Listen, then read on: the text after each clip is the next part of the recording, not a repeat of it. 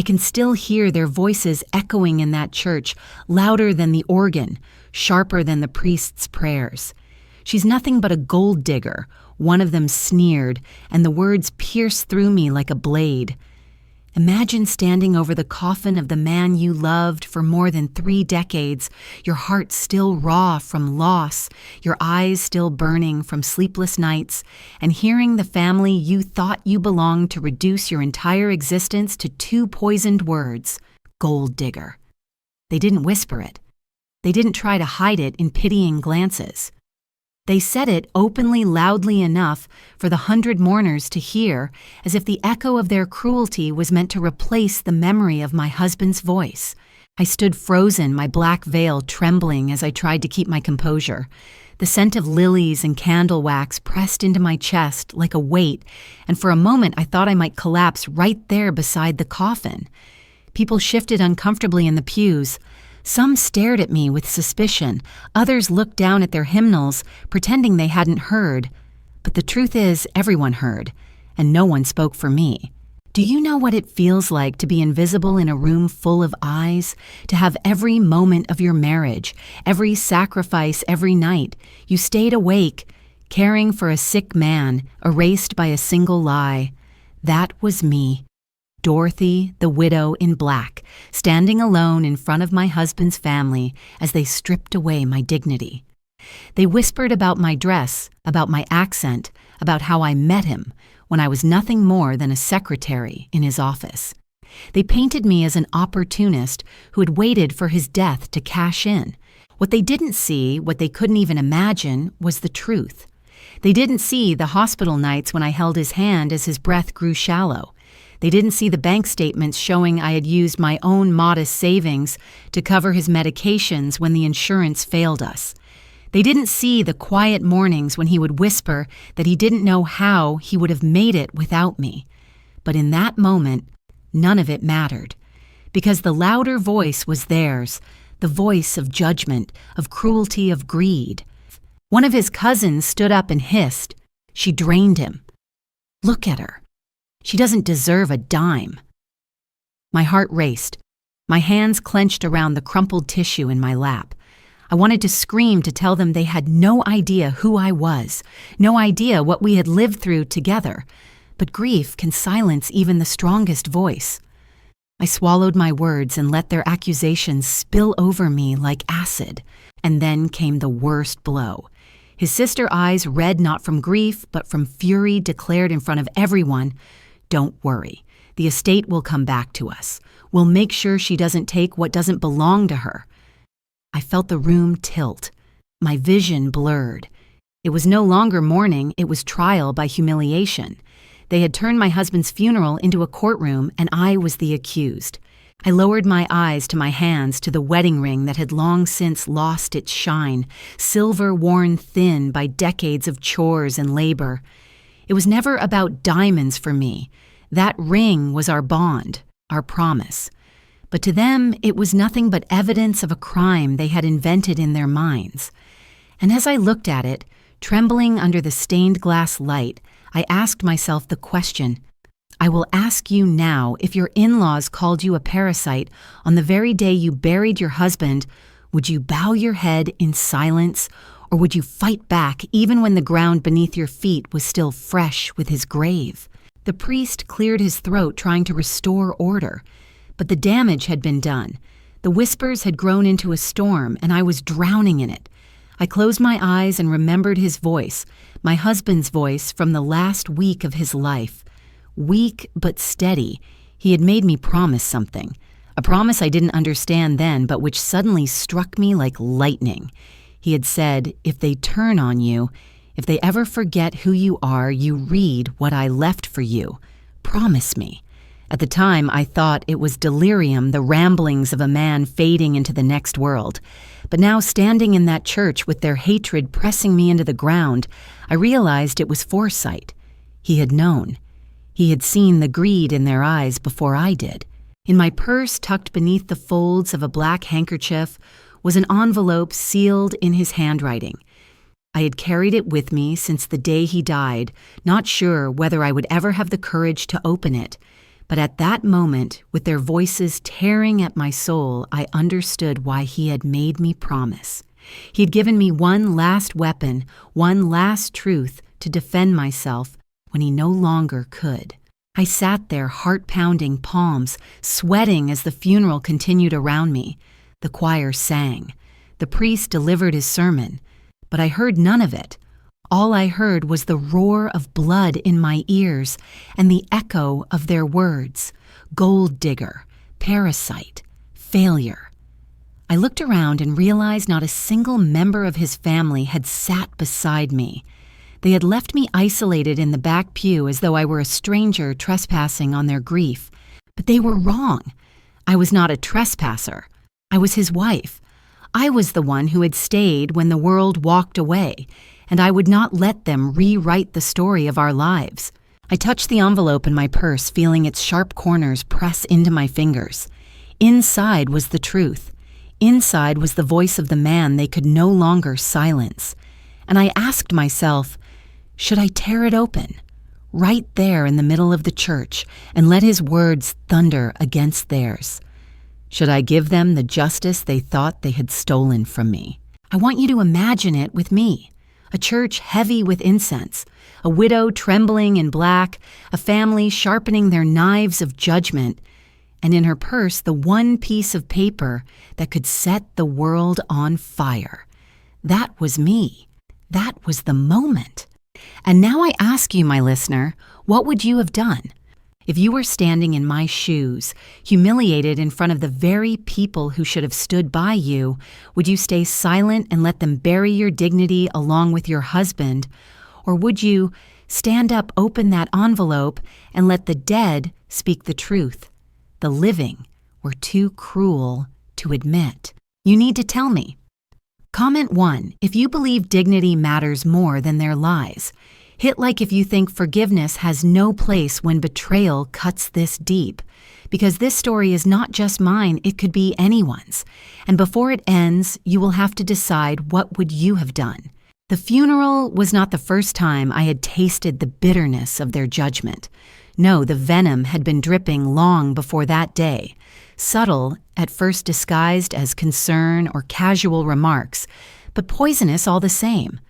Looking back, I can trace it to the hospital visits when my husband was still alive but fading, when the air in his room carried the faint scent of antiseptic and despair. That was when I began to hear the whispers that should have warned me of what was to come.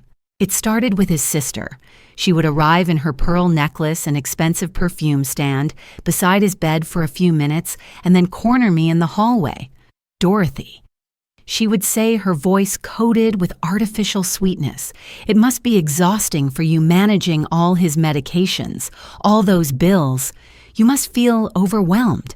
At first I thought she was offering sympathy, but then her eyes would linger on the charts at the foot of his bed or on the envelopes of hospital invoices stacked on the chair, and her tone would shift.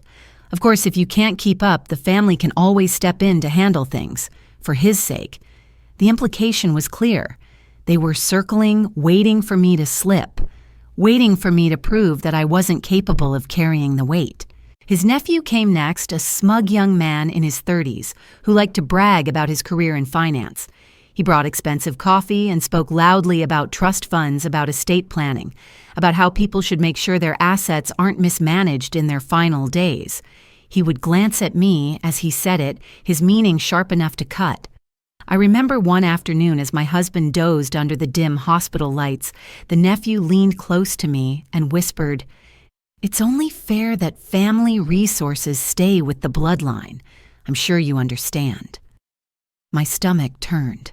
Bloodline. As though 3 decades of marriage meant nothing. As though the love and loyalty I had given his uncle were invisible. But the worst moment came on a night when the machines beside my husband beeped steadily, and I was holding his hand, exhausted but determined. His brother slipped into the room, smelling faintly of whiskey. He looked at me, not with grief, but with suspicion. "You've been here every day," he muttered, "every night, watching him like a hawk. Makes a man wonder. What are you guarding, Dorothy? What are you waiting for?" His words chilled me. I wanted to shout that I was guarding nothing but the man I loved, that I was waiting for nothing but a miracle that would not come. But instead, I bit my lip until it bled and stayed silent. I thought maybe I was imagining it, that grief and exhaustion had made me paranoid. But then I overheard a conversation I will never forget. It was late evening, the hospital corridor nearly empty. I had stepped out to get a glass of water, and as I walked back, I heard voices behind the slightly ajar door of the visitors' lounge. 2 of his relatives were inside, speaking in low tones. They thought no one could hear. "She won't last long once he's gone," one said. "She doesn't have the backbone. She's just a secretary who got lucky. When the lawyers read the will, we'll set it right." The other laughed softly. "Exactly. She'll crumble. And when she does, everything comes back where it belongs." I froze the plastic water cup trembling in my hand. They were plotting not just his estate, but my downfall, confident that grief would break me, that I would be too weak to defend myself. And maybe in that moment, they were right. I felt so small, so powerless. I walked back to his room with tears burning behind my eyes and sat beside his bed, gripping his hand tighter than ever. I wanted to tell him what I'd heard, but he was so fragile, his breath shallow, his skin pale. How could I burden him with the ugliness of his own family when he was already fighting to stay alive? There was one night just a few days before he passed when he woke suddenly and looked at me with startling clarity. His voice was hoarse, but his eyes were fierce. "Dot," he said, "I know what they're doing. Don't think I haven't seen it. They come here smiling, but I hear the questions they ask when you step out. About money, about the house, about what happens after. I won't let them take you down." He squeezed my hand with surprising strength. "Promise me if they ever turn on you, you'll read what I left. Promise me you won't let them erase what we built." I nodded, though tears blurred my vision, though fear tangled with my grief. At the time, I couldn't fathom how far they would go. Now I know he was already preparing me for war. After he passed, I clung to the idea that grief might soften them, that death might remind them of love. I was wrong. At the wake, while mourners paid their respects, I caught sight of his sister whispering to a cousin, both of them glancing in my direction with thin smiles. I edged closer, pretending to refill a glass of water, and heard it clearly. "She'll try to hold on to everything, but we'll make sure she signs it over, one way or another." I nearly dropped the glass. Their cruelty was not softened by his death, it was sharpened. And then came the night before the funeral.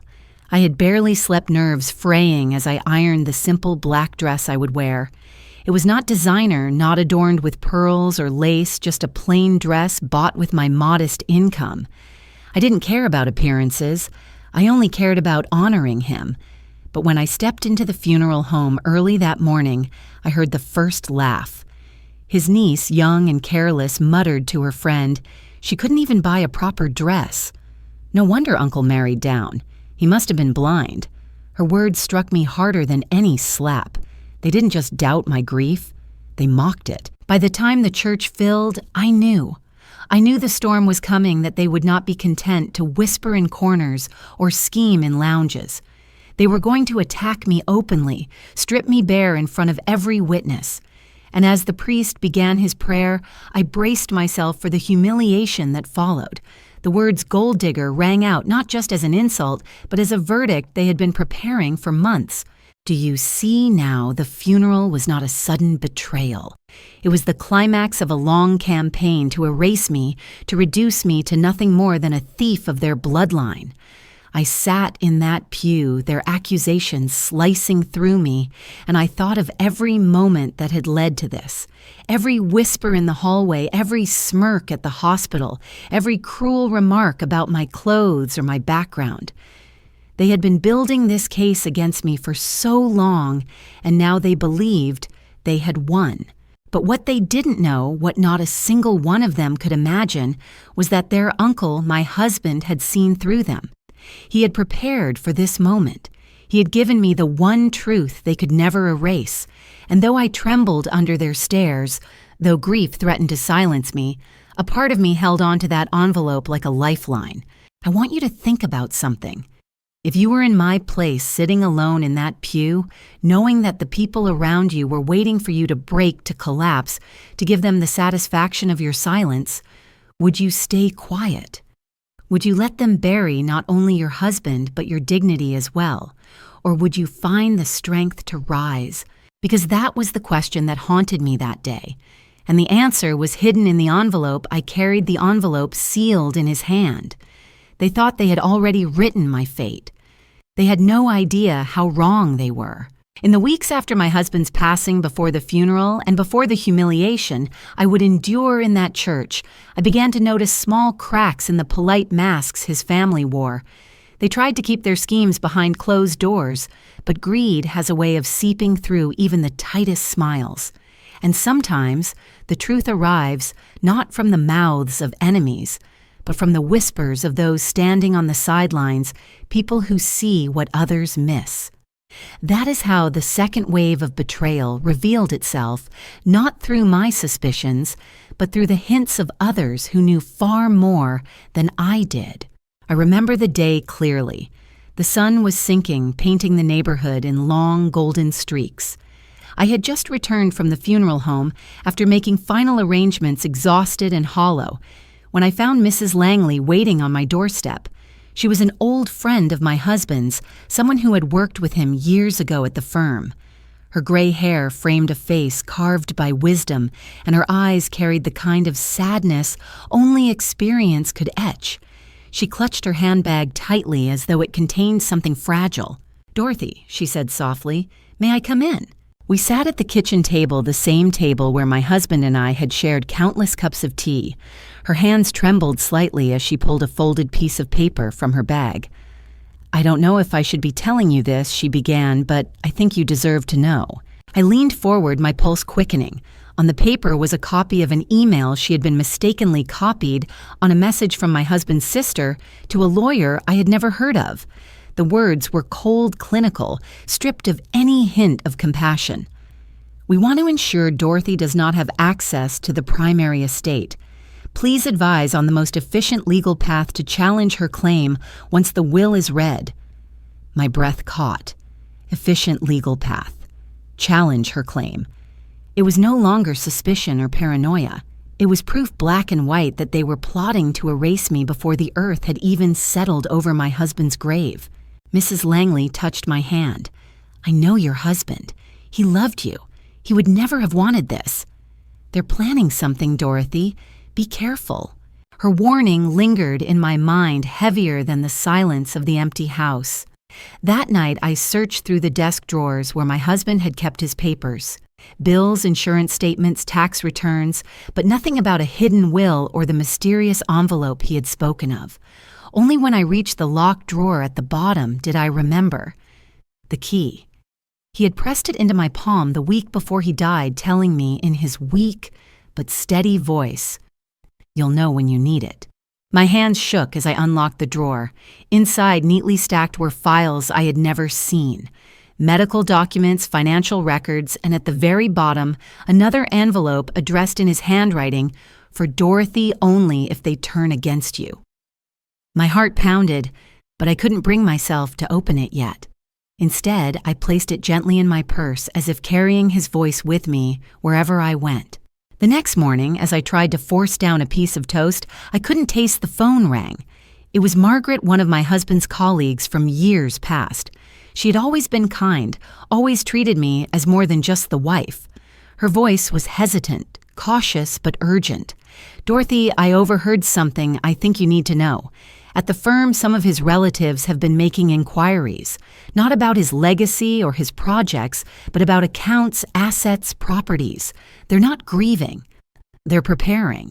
You should be ready. Ready." As though one could ever be ready to battle a family in the middle of mourning. Yet her words confirmed what Mrs. Langley had shown me. They were not content to smear my name. They wanted to take everything to strip me of house savings dignity. And still, I tried to believe there was some misunderstanding, that grief had twisted their judgment. That illusion shattered the following week when the funeral director pulled me aside. Mrs. Williams, he said carefully, I thought you should know. Your husband's sister and nephew approached me yesterday. They asked about transferring payment responsibilities as if they assumed you wouldn't be able to handle the costs. They suggested the family should manage all arrangements from here on. The words tasted like ashes in my mouth. They were circling step by step, removing me from decisions, from respect, from even the right to bury my own husband as I saw fit. It wasn't grief they were staging a coup. That night, as I sat alone in the dim light of the living room, I replayed every kindness my husband had ever shown them. The money he had lent his brother, never repaid. The job he had secured for his nephew, who now whispered behind my back. The countless holidays we had hosted, feeding and housing them, making them feel like they belonged. And now, when he was gone, they sharpened their knives for me. But fate has a way of offering allies in unexpected places. The following day, as I walked to the market, I was stopped by a man I barely recognized, Mr. Jameson, an accountant who had worked with my husband years before. He adjusted his glasses nervously as though unsure whether he should speak. I shouldn't be saying this, Mrs. Williams, but I respected your husband. He often spoke of you with pride. I think you should know his sister contacted me trying to access financial records she had no right to. I refused, of course, but the way she spoke, she's determined to cut you out. Each revelation was like a puzzle piece clicking into place, forming a picture I didn't want to see. They were colluding, weaving a net to ensnare me while pretending to honor him. And yet with each warning, I felt a strange shift inside me. Yes, the fear grew, but so did something else. A quiet ember of defiance. Because if strangers and friends could see through their masks, if outsiders could recognize their greed, then perhaps I was not as alone as they wanted me to believe. Still, the pressure mounted. At the family meeting before the funeral, I was not invited to sit at the table. They discussed arrangements as though I were invisible, and when I spoke, they dismissed me with cold, polite phrases. We'll handle it. Don't trouble yourself. These decisions are better left to us. I sat in silence, biting back the urge to scream, knowing that every word I spoke would be twisted against me. Late that night, after they had left, I sat in my kitchen, staring at the envelope in my purse. My husband's words echoed in my ears. If they turn on you, read this. The temptation was overwhelming. Should I open it now, arm myself with whatever he had prepared, or wait for the moment when their cruelty would strike hardest, I pressed the envelope to my chest, whispering to him in the silence. Tell me what to do. Give me strength. And somewhere deep inside, I felt his presence. Not in words, not in sound, but in the memory of his unwavering trust. He had believed in me when they never did. He had chosen me, not them. That truth was my anchor. When the day of the funeral finally arrived, I stepped into the church, knowing more than I had weeks before. I knew their intentions were deliberate, their plans carefully laid. I knew they saw me not as a widow, but as an obstacle. And I knew more than anything that my husband had left me not powerless, but armed. The envelope in my purse felt heavier than ever, as though it contained not just paper, but the weight of justice. What I didn't know yet, what none of us knew, was just how explosive his words would be once spoken aloud. The days leading up to the funeral blurred together in a haze of exhaustion and humiliation. Grief should have been enough to carry, but instead, I found myself buried under the steady weight of their judgment. Every visit, every phone call, every glance from my husband's family pressed me further into silence, as though they were not only mourning him, but rehearsing my erasure. By then, I knew they had a plan. I had seen the email, heard the whispers, been warned by friends and acquaintances who had nothing to gain. But even knowing the truth didn't prepare me for the way they would close in, isolating me until I could barely breathe. It began with the neighbors. People I had known for years who had once waved kindly when I tended to the roses in our small front garden now looked at me differently. Their eyes lingered too long, their smiles strained. One woman, a neighbor I had shared tea with more than once, stopped me on the sidewalk. "I'm so sorry for your loss," she said, her voice low, "but I heard some things about you and the money. People are saying you might have pushed him to change his will." I stood frozen, my grocery bag cutting into my hands. Pushed him. The word was acid. Already the rumors had spread beyond the family, seeping into the cracks of the community. I wanted to scream that I had pushed nothing but his wheelchair, held nothing but his shaking hands, but all I could manage was a broken whisper. "That's not true." She nodded politely, but the doubt in her eyes remained. And then came the phone calls. Relatives I had barely spoken to in years began to call their voices syrupy sweet. Each conversation, circling back to the same questions. "Dorothy, are you sure you're managing everything okay on your own? Perhaps it would be easier if you let someone else handle the estate. You must be overwhelmed with all those financial decisions. Wouldn't it be simpler if the family stepped in?" Every word was a trap, a test to see if I would falter, if I would confess weakness they could use against me. I ended each call with my heart pounding, my hands shaking as I set the receiver down. Even my church, the place I had always gone for comfort, became another stage for humiliation. After Sunday service, I overheard two women whispering near the pews. "It's such a shame," one said. "He was a good man. She never fit with that family, and now she's going to try and take what isn't hers." The other sighed. "Well, that's what happens when a man marries beneath his station." Their words sliced through me. Beneath his station, as though my love had been a transaction, my marriage a theft. I left the church that day with my head bowed, too ashamed to defend myself in the house of God. The pressure grew heavier with every passing day. I found myself second-guessing my every move. Was I too quiet, too outspoken? Did I look too strong or too weak? Every expression I wore, every step I took, felt like it was being measured against the accusations they hurled. When I walked into the funeral planning meeting, I could feel their eyes scanning me, searching for cracks. They arranged the seating so that I was at the far end of the table, isolated while they sat clustered together, a wall of polished black suits and pearl necklaces. They spoke over me, made decisions without consulting me, and when I tried to interject, they silenced me with sharp glares. At one point, his brother leaned across the table, his voice low but full of venom. "Dorothy, it would be best if you kept things simple. Don't make this harder than it needs to be. We'll take care of the important details." I wanted to shout that the most important detail was that I was his wife, not them, but the words lodged in my throat. By the end of the meeting, I felt like a ghost haunting my own life, present but unheard. The cruelty wasn't always in words. Sometimes it was in the smallest gestures, the looks that lingered too long. At the wake, one of his nieces deliberately handed me a chipped cup while offering everyone else fine china. Another time, as I stood arranging flowers by his photo, his sister brushed past me so forcefully that the vase toppled and shattered. She didn't apologize. She simply smiled faintly and said, "You really should be more careful." Every moment was designed to chip away at my dignity, to remind me that I was alone. And slowly, I began to believe it. I stopped calling friends, too embarrassed to explain why I sounded so broken. I avoided neighbors, afraid of what rumors they had already heard. I found myself staring at the mirror late at night, asking the reflection if maybe they were right, if maybe I really didn't belong. That was their greatest weapon, not their whispers, not their schemes, but their ability to make me doubt myself. One night, after yet another strained dinner with relatives who treated me like a guest in my own home, I sat in the darkness of the bedroom I had shared with my husband for decades. His side of the bed was empty, the sheets cold and untouched.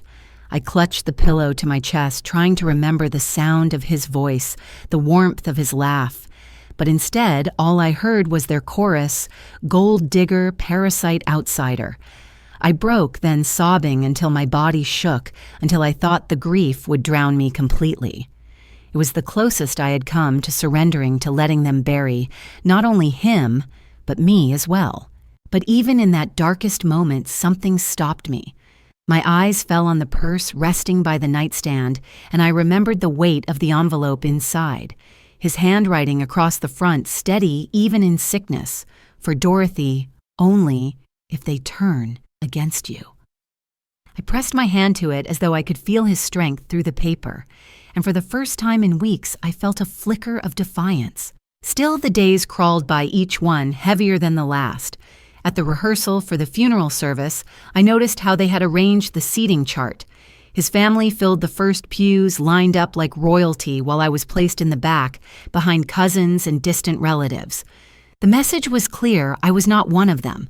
I was an intruder, a woman who had stolen their brother, their uncle, their father, and now sought to steal his fortune.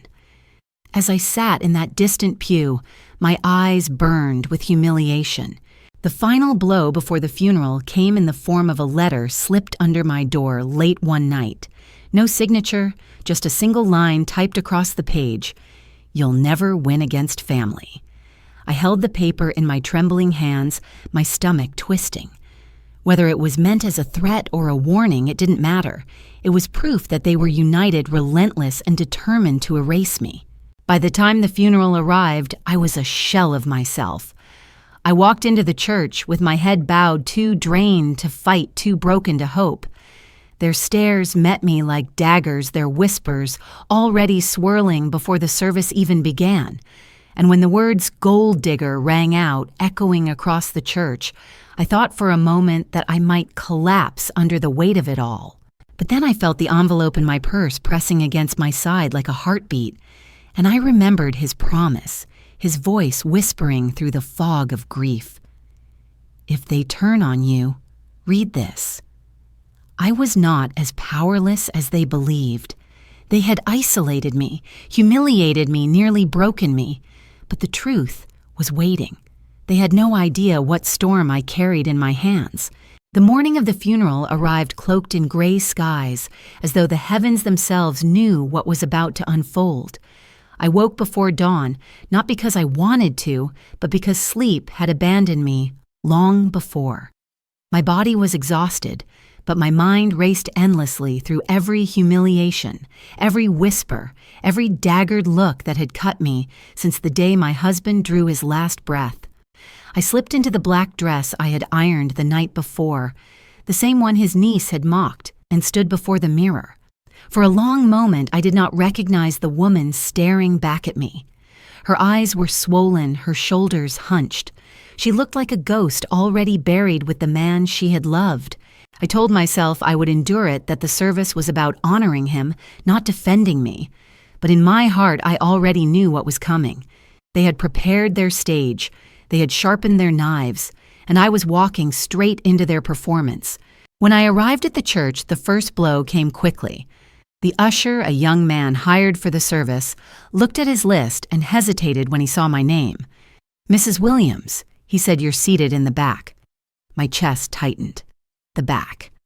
I glanced toward the front pews where his family sat, dressed in their finery faces, carved into solemn masks of grief. There was a gap beside his coffin where a wife should have been, but that seat had not been saved for me. I swallowed the lump in my throat and walked down the aisle, every step echoing in the silence as people turned their heads to watch. Some pitied me. Others judged. All of them saw me as an outsider. The service began, and I tried to focus on the priest's words, but I couldn't block out the whispers. Behind me, two cousins murmured just loud enough for me to hear. "She won't last long," one said. "Once the will is read, she'll crawl back to wherever she came from." The other snickered. "Gold diggers never win." My hands trembled in my lap. I clenched them until my nails dug into my skin, trying to hold myself together. Then came the eulogies. His brother stepped up to the podium, his voice thick with rehearsed sorrow. He spoke of childhood memories, of family traditions, of legacies that would remain with the bloodline. Each word was chosen not to honor my husband, but to erase me, to remind everyone listening that I did not belong in their story. His sister followed, dabbing her eyes with a lace handkerchief. He was always too generous, she said, her voice dripping with false grief. Too trusting. He gave too much of himself to people who didn't deserve it. She glanced directly at me as she said it, and a murmur rippled through the pews. My cheeks burned. I wanted to shout, to stand and defend myself, but grief and humiliation pinned me to the seat like shackles. When the priest opened the floor for anyone else to speak, I considered rising. I had memories to share, stories of our life together, moments that revealed the man behind the title and the wealth. But as I shifted in my seat, his nephew leaned over from the row ahead and whispered, "Don't embarrass yourself. This isn't your place." My voice died in my throat. I sank back into the pew, tears stinging my eyes. By the time the music began, soft notes from the organ filling the sanctuary, I felt myself unraveling. Every whisper, every insult, every calculated slight had built to this moment. They had stolen my voice, my seat, my dignity. The only thing they had not yet taken was the envelope resting in my purse. I clutched it with shaking fingers, tempted to rip it open right there, but fear held me back. What if it wasn't enough? What if his words didn't protect me? What if I exposed the envelope and they laughed, called it forged, dismissed it as the ramblings of a dying man? The thought was unbearable. So I stayed silent, the letter burning against my side like a brand. Then came the moment that nearly broke me. As the coffin was wheeled down the aisle for the final procession, his sister leaned close, her voice like poison in my ear. "This is the last day you'll sit with his name. Tomorrow it's ours again." She smiled faintly, as though she had already won, as though I had already been erased. My knees buckled. I gripped the pew for support, my vision blurring. For a moment, I thought I might faint collapse in front of everyone, giving them the satisfaction of seeing me broken. I whispered a prayer under my breath, not to God, but to him. "Give me strength, please." Outside, the gray sky opened and rain began to fall, cold drops, pelting the mourners as they gathered around the gravesite. Umbrellas blossomed black circles, shielding his family, while I stood alone in the rain, my hair plastered to my face, my dress clinging to my skin. No one offered me cover. No one stood beside me. I might as well have been invisible. As they lowered the coffin into the earth, I wanted to throw myself after it. My husband was gone. My dignity was gone. What reason was there to fight anymore? But then, just as the final shovel of dirt struck the coffin, I felt the envelope pressing against my hip, reminding me of his voice, his promise, his warning. "If they turn on you, read this." I realized then that the storm was not just in the sky above me. It was inside me, building, waiting for release. They thought I was finished. They thought I was too broken to fight. But they had no idea how wrong they were. That night, after the service ended and the mourners dispersed, I sat alone in the silence of our house. The walls felt hollow without his presence, every room echoing with memories that cut like knives. I poured myself a cup of tea I could not drink and laid the envelope on the table in front of me. My hands hovered over it, trembling. Should I open it now? Should I wait for the reading of the will? Should I let their cruelty continue? Or should I end it with the truth he had left for me? I closed my eyes and heard his voice again, softer now, but no less steady. "Don't let them erase you, Dot. You are my wife. You are my legacy. You are my choice." Tears streamed down my face as I pressed the envelope to my heart. I had been humiliated, isolated, nearly destroyed. But the battle was not over. The storm was just beginning. The house was silent that night. Too silent. After the last mourner had left and the echoes of the church bells had faded into the distance, I sat at the kitchen table alone, the rain still dripping against the windows like a slow metronome of grief. My black dress clung damply to my skin, my hair matted from the storm, but I hardly noticed. My eyes were fixed on the envelope lying on the table before me, the envelope that had burned against my side all day, the envelope that carried the weight of my husband's final words. For hours I stared at it, afraid to open it, afraid of what it might hold. What if it was nothing? What if I had clung to false hope all this time, believing he had left me some shield against their cruelty? What if the words inside were too weak to withstand the storm of lies his family had built? I was terrified that opening it would mean discovering I had nothing at all, but I was more terrified of what would happen if I never opened it. At last, with trembling hands, I broke the seal. His handwriting, still steady despite the sickness that had ravaged his body, greeted me like the echo of his voice. "My dearest Dot," it began, "if you are reading this, then I am no longer by your side. And if you are reading this, then I know my fears were right that they have turned on you. I wish I could have spared you this, but I cannot. What I can do is tell you the truth, so that their lies will never stand taller than your dignity." My breath caught as I read on each word, pulling me deeper into the voice I thought I had lost forever. "Dot, I saw it long before you did. The way my sister asked questions she had no right to. The way my nephew spoke about the estate as if it were his. They are planning to strip you of what we built together. But I have taken steps. The will is in your favor, uncontested. They will fight, but they cannot win. I have also left with my lawyer a recording made in my final weeks in which I speak clearly about my intentions. If they accuse you of deceit, play it. If they smear your name, let my voice answer them." I pressed the letter to my lips, tears flooding my eyes. It was as though he were sitting across from me, steadying me with his gaze. He had not abandoned me. Even from beyond the grave, he was still protecting me. The letter continued, "You were the love of my life, Dorothy. Not my secretary, not my caretaker, not my gold digger. You were my partner, my equal. Don't let them make you small. Don't let them bury your dignity with me. Fight for it because I can no longer fight, but you can. And when you do remember, I am with you still." By the time I reached the end, my hands were no longer trembling. The fear that had chained me for weeks loosened, replaced by something else, something stronger. Anger, yes, but also clarity. He had seen what I refused to see, and he had prepared me for this moment. For the first time since his death, I felt the faintest spark of power in my chest. I wiped my tears and pulled the second envelope from the folder, the one his lawyer had given me quietly at the funeral. My heart pounded as I opened it and found a flash drive nestled inside. My husband's handwriting on the label read, "Play only if they strike." My breath quickened. A recording. His voice preserved. My weapon. I rushed to the study where his old computer still sat, the desk lamp casting a weak glow over the stacks of unpaid bills and condolence cards.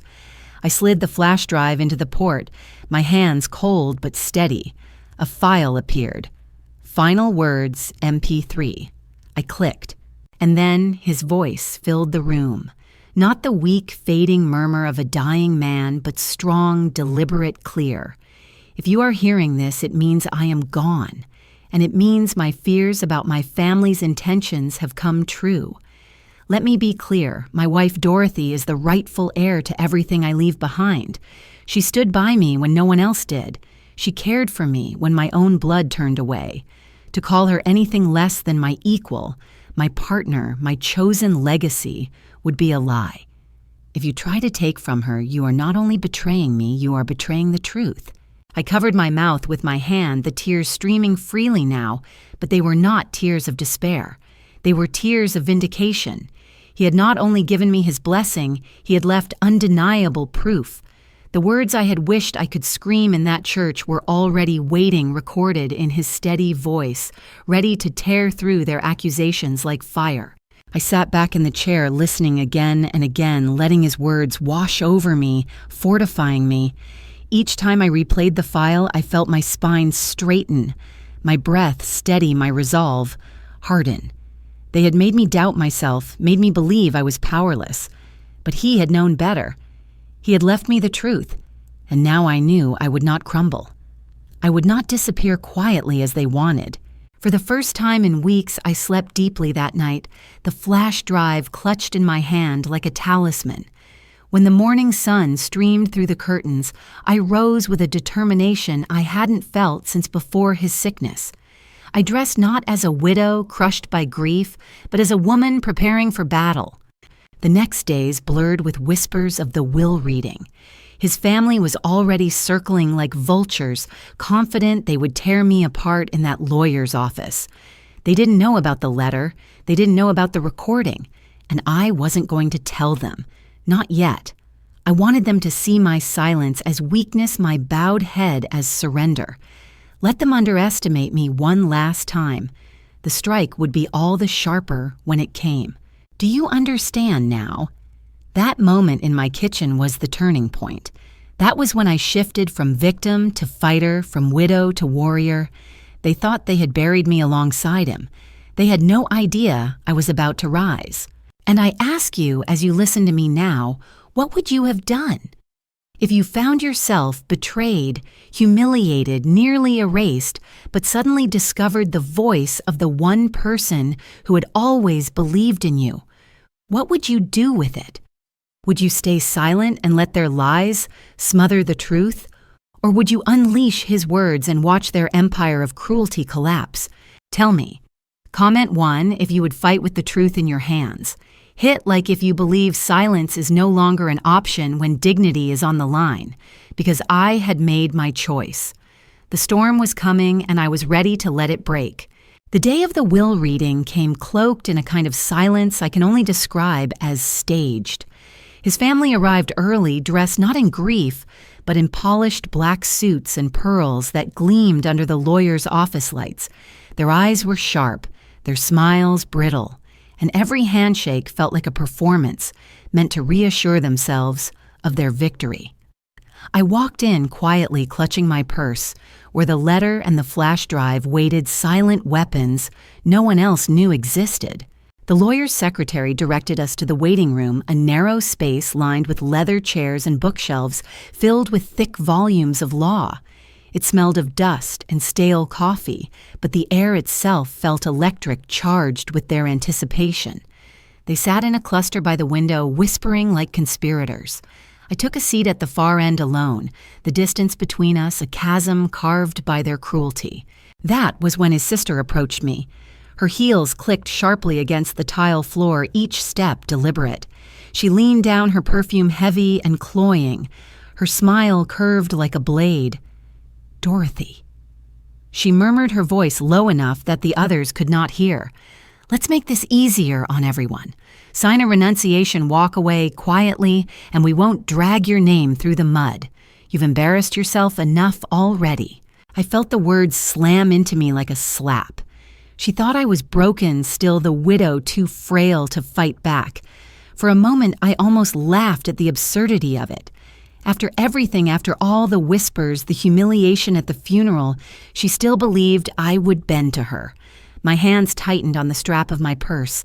Embarrassed myself, I said softly, my voice trembling, not with weakness, but with rising fire. No, I buried my husband while you paraded your greed in the pews. That was your embarrassment, not mine. Her smile faltered just slightly, but she recovered quickly, tilting her head as though humoring a child. Dorothy, don't be naive. Everyone saw what you were.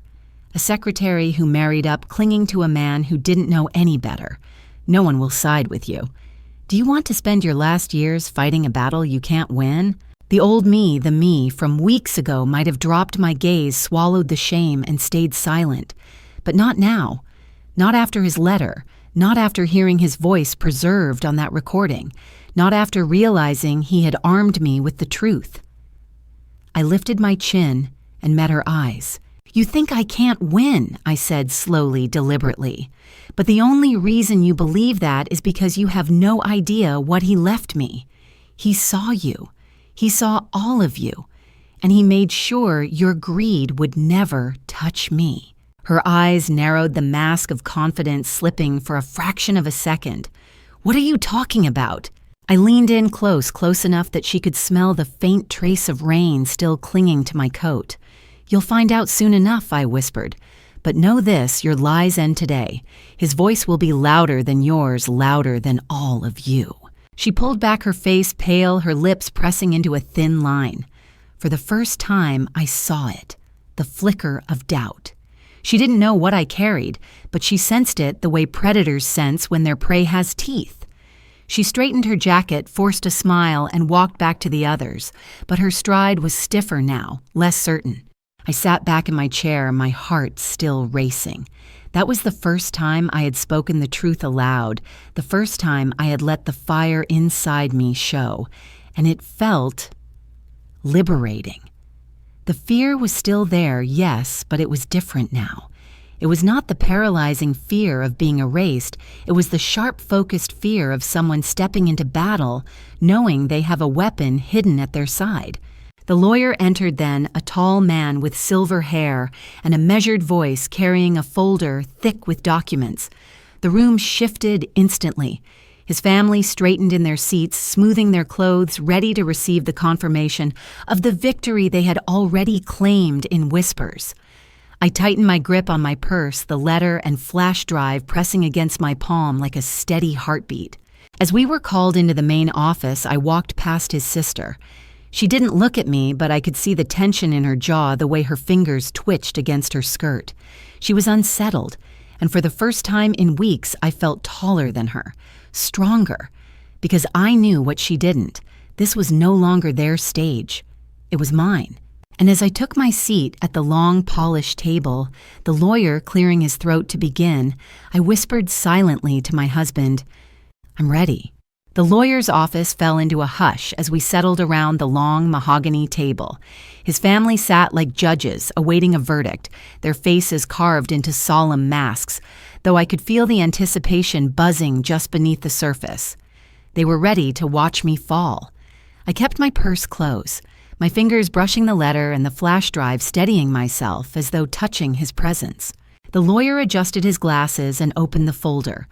"We are here to execute the last will and testament of Mr. James Williams," he began, his voice even professional.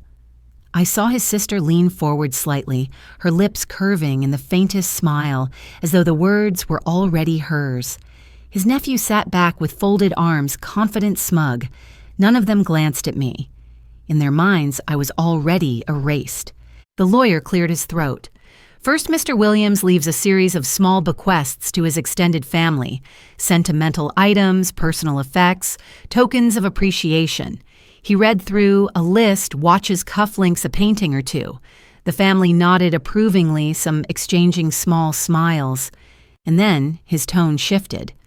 But as for the entirety of Mr. Williams' estate properties investments and accounts, he has left everything to his wife Dorothy Williams with full authority and no restrictions."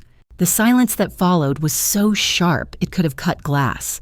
His sister's face drained of color. His nephew sat up straighter, blinking rapidly. Then the murmurs began, incredulous, angry. "That's not possible," his brother snapped. "He wouldn't do that. He wouldn't leave us nothing." The lawyer raised a hand calmly. "The documents are clear. He reviewed and signed them in full capacity." That was when the eruption came. His sister slammed her palm against the table. "This is fraud. She manipulated him, forced him when he was sick. She's been planning this all along, and you're helping her." She turned to me, her eyes burning. "You did this. You stole him, and now you've stolen everything else." The others joined in, voices overlapping the room, a storm of accusations. Gold digger, manipulator, thief. Their words crashed against me like waves, but this time I did not drown. I reached into my purse and pulled out the envelope, my hands steady. "Enough," I said, my voice louder than I thought possible. The room fell silent, if only from shock. I laid the envelope on the table and slid the flash drive beside it.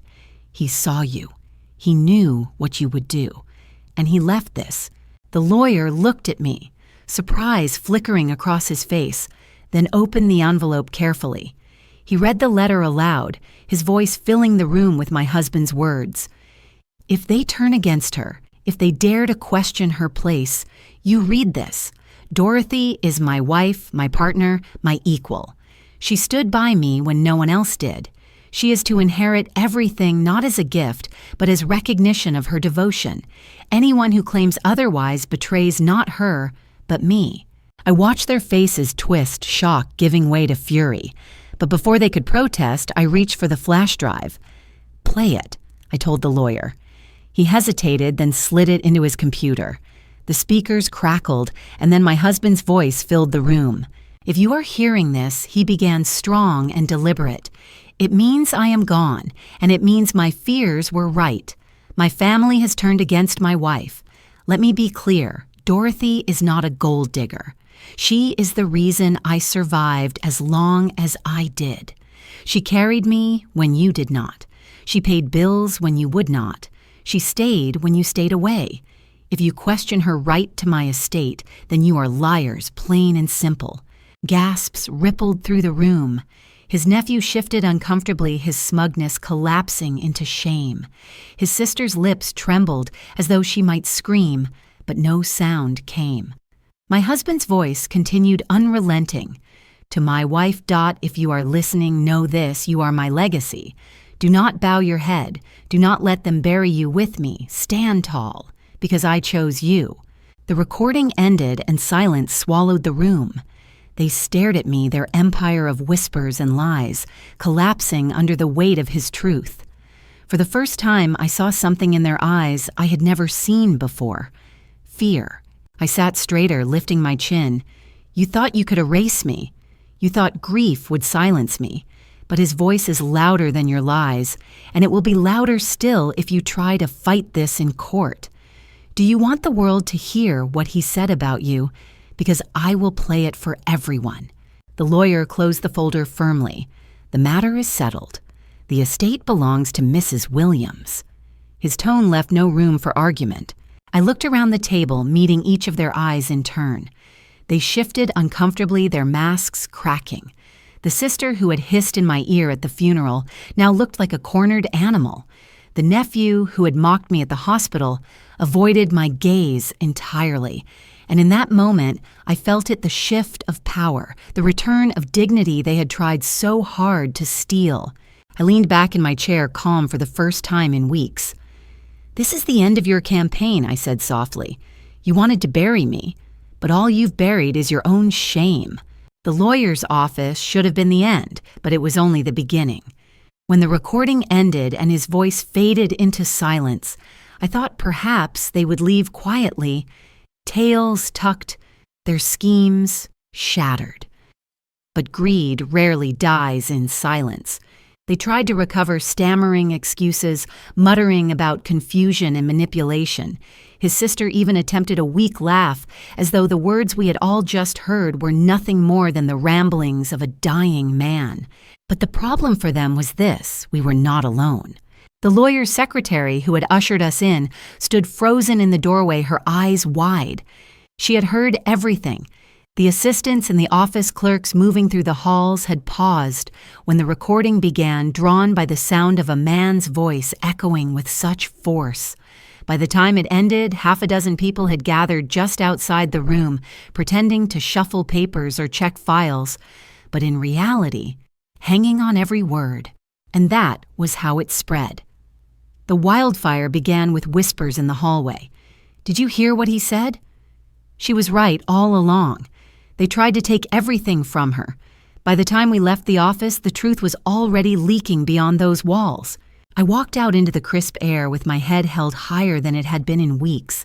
The family scattered quickly, muttering, avoiding my eyes, their once confident strides broken and stiff. But I noticed the lawyer himself watching me with something I hadn't seen before: respect. He handed me copies of the will, the letter, and the recording, his voice steady. "Mrs. Williams, if they try anything, you let me know. You have every protection you need, and you have witnesses now." Witnesses. That word struck me. For so long I had been isolated, silenced, made to feel invisible. But now people had heard. People outside the family. The truth was no longer mine alone. The wildfire spread faster than I could have imagined. The very next day, when I walked into the corner market, the cashier who had once looked at me with suspicion now smiled warmly. "Mrs. Williams," she said softly, "I'm so sorry for everything you've been through. I heard what your husband said. He loved you. He made it clear." My heart stopped. "How did you hear?" I asked. She glanced around before leaning closer. "Someone from the office told my aunt." And well, news travels. By the end of the week, it seemed the whole town knew. The same neighbors who had whispered behind my back now knocked on my door with casseroles and flowers, shame flickering in their eyes. "We're sorry," Dorothy once said. "We should never have doubted you. We see now what really happened." Their apologies did not erase the pain, but they were a balm on wounds that had festered too long. And still the fire grew. At Sunday service, the same women who had once called me beneath his station sat stone-faced in the pews as the pastor referenced my husband's words in his sermon. "A good man knows his true partner," he said, his gaze sweeping over the congregation, "and a community should never let lies bury the truth." I felt eyes on me from every direction, but for once, they were not filled with scorn.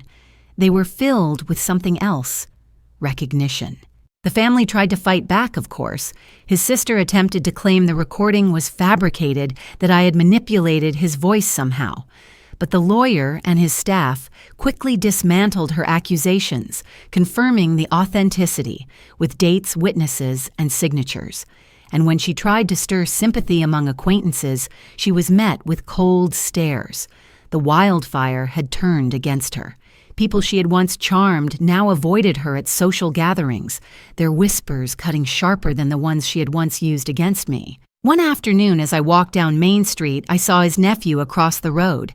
He'd always strutted with smug confidence, but now he ducked his head.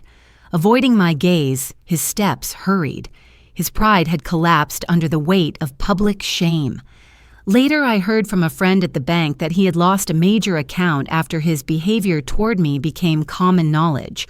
Reputation once cracked can never be mended. And then there were the unexpected allies.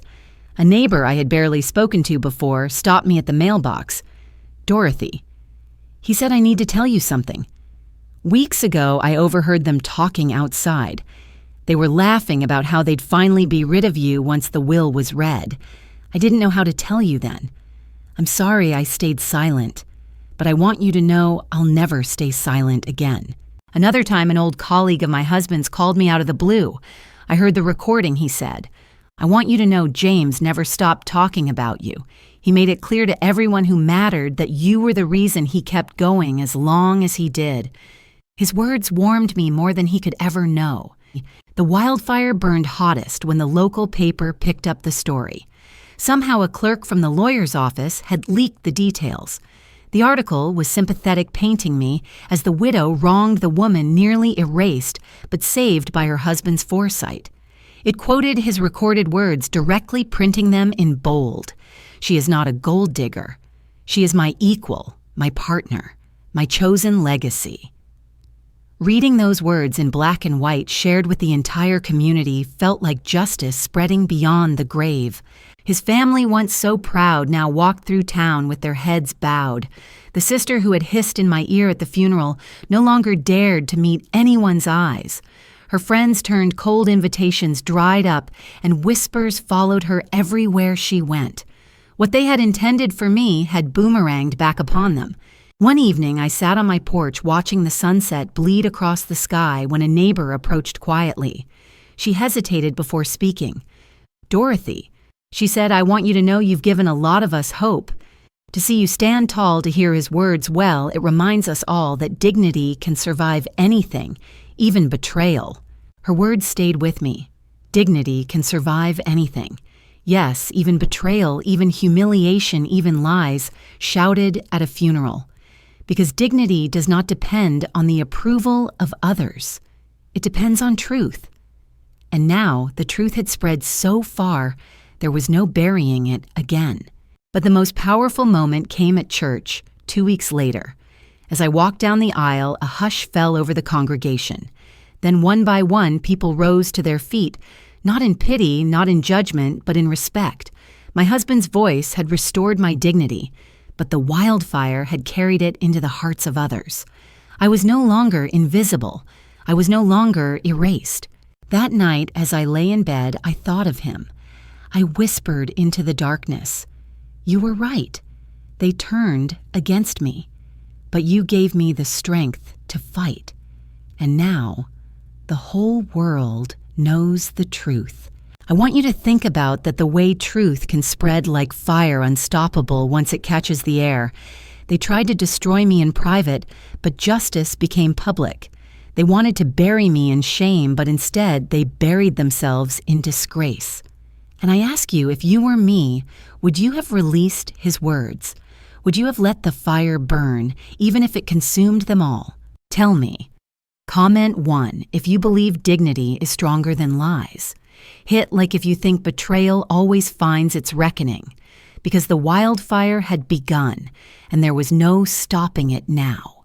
Justice has many faces. Sometimes it arrives quietly in the form of a letter tucked into an envelope. Sometimes it roars through speakers, a voice from beyond the grave, shaking the walls of a lawyer's office. And sometimes it takes its time, creeping into the lives of those who thought themselves untouchable, stripping them bare in front of the very community they once used as their shield. That was the aftermath of my husband's words. His family, once so proud and polished, began to crumble under the weight of their own greed. His sister, the one who had sneered gold digger in the church, found herself shunned at gatherings where she used to reign. The invitations stopped. Friends avoided her whispers, followed her wherever she went. At first she tried to fight it loudly, proclaiming that the recording was fake, that I had manipulated him in his final days. But the more she protested, the more desperate she sounded. And when the lawyer publicly confirmed the authenticity of the documents and the recording, her protests became nothing but noise. His nephew fared no better. The smug financier, who had once leaned across the hospital hallway to tell me family resources should stay with the bloodline, suddenly discovered his clients wanted nothing to do with him. One by one, accounts were closed, contracts dissolved. Reputation is fragile, and in his line of work it is everything. Without it, he was nothing more than a man exposed his arrogance, hollow. I heard later that he moved away quietly. No farewell parties, no speeches, just a silent retreat from the very town where he once strutted with pride. Even his brother, who had confronted me with suspicion in that hospital room, was not spared. He had borrowed heavily from my husband over the years, money he never repaid. Now, with the community watching and the truth laid bare, those debts became more than numbers on paper. They became symbols of his hypocrisy, of the very greed that had driven him to try and erase me. Creditors pressed harder. Friends distanced themselves, and the image of respectability he had crafted for decades cracked beyond repair. The legal consequences came swiftly, too. Though the will was ironclad, they still attempted to challenge it, dragging me into court, as though grief were not enough to bear. But each time they tried, the lawyer produced documents, signatures, recordings, proof upon proof that left the judge no choice but to dismiss their claims. Their attempts only made them look weaker, pettier, more consumed by envy than by justice. And the more they fought, the more the community saw the truth. They were not protecting a legacy. They were grasping at something that had never belonged to them. For me, the aftermath was something else entirely. At first, I was wary. I had spent so long under the weight of suspicion that it felt strange to walk into the market without hearing whispers.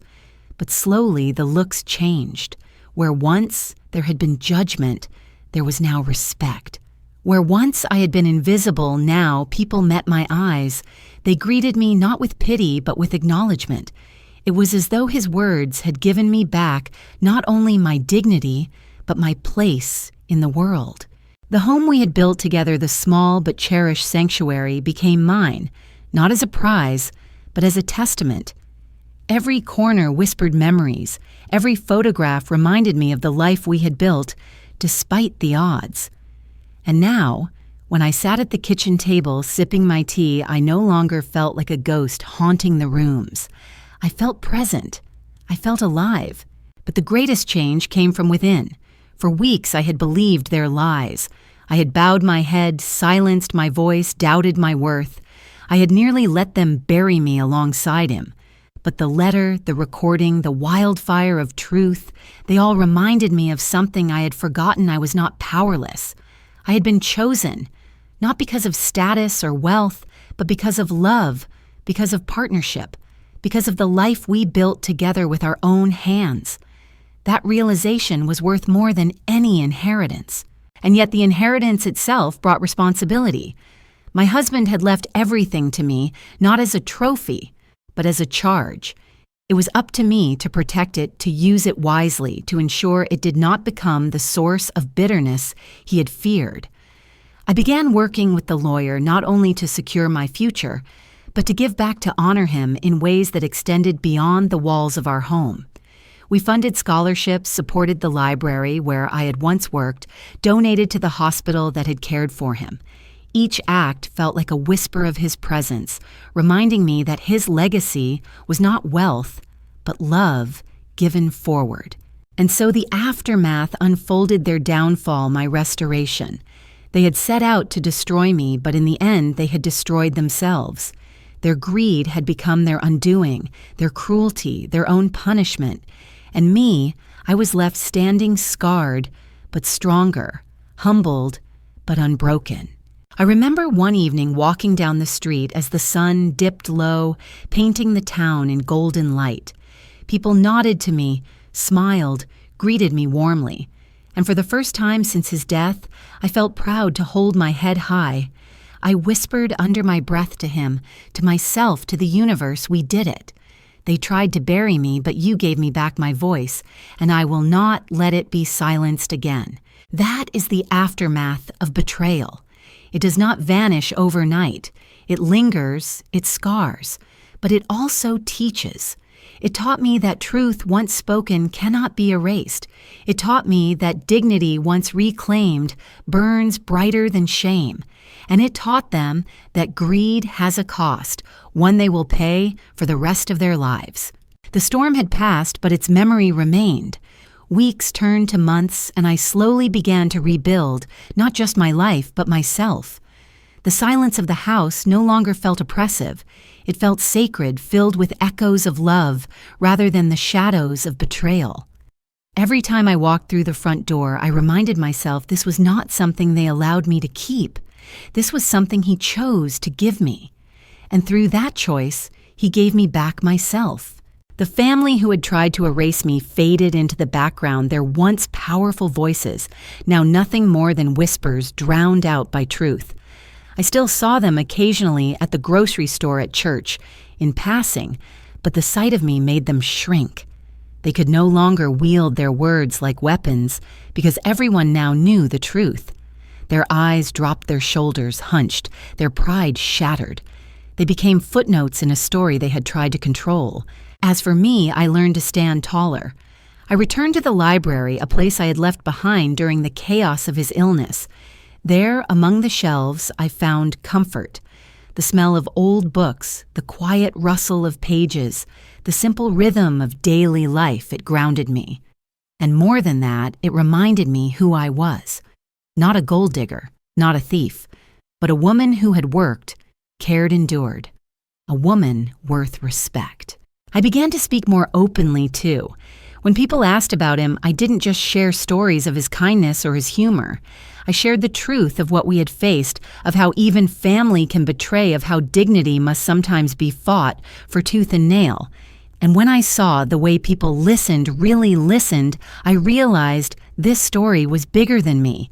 It was about every person who has ever been underestimated, every partner who has ever been dismissed, every widow who has ever been told to sit down and stay silent. The greatest gift came not from the inheritance, not from the house or the accounts, but from the discovery that I could still live. One spring afternoon, as I sat in the garden trimming roses, I found myself humming a sound I hadn't made since before his illness. It startled me at first, that spark of joy. But then I let it flow, realizing that joy was not betrayal. Living was not betrayal. He would have wanted this. He would have wanted me to bloom again, even in his absence. And so I did. Now, when I think back to that day in the church, to the word hurled at me like a cursed gold digger, I feel no shame, because I know what they will never understand. You cannot dig gold out of a man's heart. You cannot steal love, devotion, or 30 years of a life built together. Those are treasures only time and sacrifice can create, and those treasures were mine, ours, untouchable. I want to leave you with this thought. If you ever find yourself silenced, doubted, or diminished, remember, truth has a way of surviving. Dignity once reclaimed can never be stolen again. And love, real love, leaves behind more than memories. It leaves behind strength. They tried to bury me in shame, but I rose in dignity. And I ask you, if it were you, if your own family tried to erase your worth at the very moment you were grieving, would you fight back? Would you let your voice rise even when the world tried to push it down? Comment 1 if you believe dignity is worth fighting for. Hit like if you believe betrayal always meets its justice. And never forget, sometimes the loudest voice in the room is not the living, but the truth the dead leave behind. Because in the end, I was not just a widow. I was not just a target. I was Dorothy Williams, and I survived.